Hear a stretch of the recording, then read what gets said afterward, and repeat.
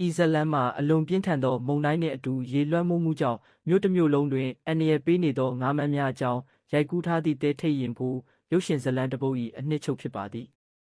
မုန်တိုင်းနှင့်ငါးမန်းဘေးတောင်ကယ်ရိုလိုင်းနားပြည်နယ်ရှိ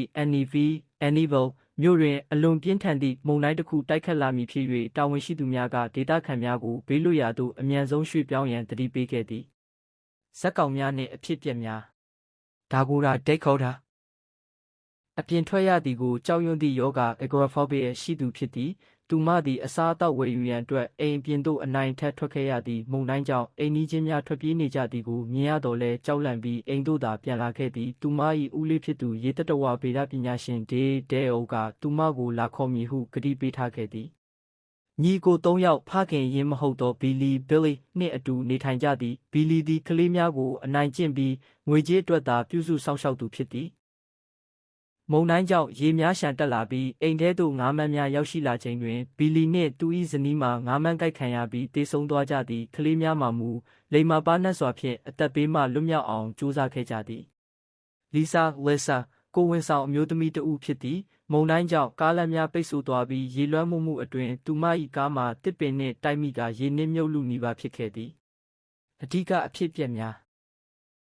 မုန်တိုင်းကြောင့်ကမ်းခြေရှိရေကာတာများကျိုးပေါက်သွားရာမြို့တစ်ခုလုံးရေလွှမ်းမိုးသွားသည့်ထိုရေစီးကြောင်းထဲတွင်လူသားများကိုအမဲလိုက်နေသောငါးမန်းများရောက်ရှိလာသည်ဒါကိုတာသည်လီဆာကိုကယ်တင်ရန်အတွက်အိမ်ပြင်ဘက်သို့ထွက်ခွာခဲ့ရသည်သူမသည်ရဲရင်စွာဖြင့်အိမ်ရှိပရိဘောဂများကိုအသုံးပြု၍လီဆာ၏ကားရှိရာသို့ရောက်အောင်သွားပြီးကားကိုဖောက်ကာလီဆာကိုကယ်တင်နိုင်ခဲ့သည်ထို့နောက်ဒါကိုတာ၏အိမ်တွင်လီဆာကကလေးမီးဖွားခဲ့သည်အခြားတစ်ဖက်တွင်လည်းဒေးနှင့်သူ၏